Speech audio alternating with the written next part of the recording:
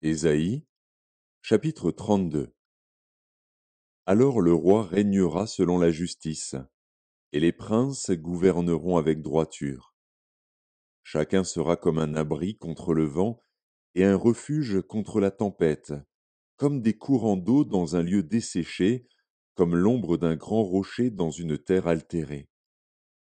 Les yeux de ceux qui voient ne seront plus bouchés, et les oreilles de ceux qui entendent seront attentives. Le cœur des hommes légers sera intelligent pour comprendre, et la langue de ceux qui balbutient parlera vite et nettement. On ne donnera plus à l'insensé le nom de noble, ni au fourbe celui de magnanime. Car l'insensé profère des folies, et son cœur s'adonne au mal pour commettre l'impiété et dire des faussetés contre l'Éternel, pour laisser à vide l'âme de celui qui a faim et enlever le breuvage de celui qui a soif. Les armes du fourbe sont pernicieuses.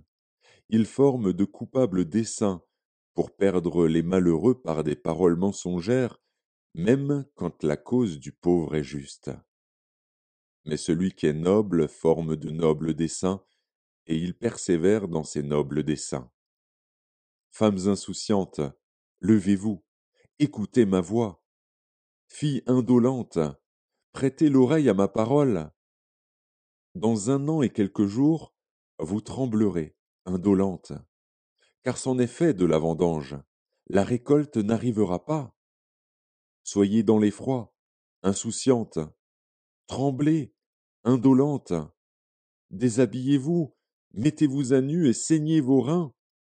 On se frappe le sein au souvenir de la beauté des champs et de la fécondité des vignes.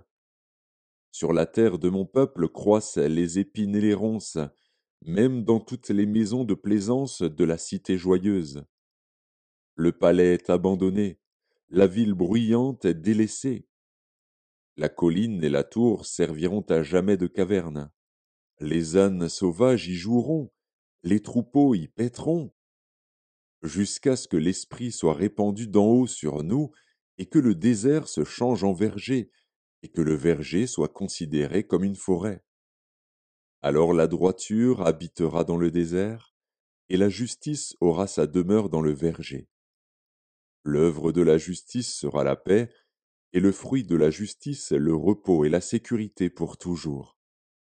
Mon peuple demeurera dans le séjour de la paix, dans des habitations sûres, dans des asiles tranquilles. Mais la forêt sera précipitée sous la grêle, et la ville profondément abaissée. Heureux vous qui partout semez le long des eaux, et qui laissez sans entrave le pied du bœuf et de l'âne.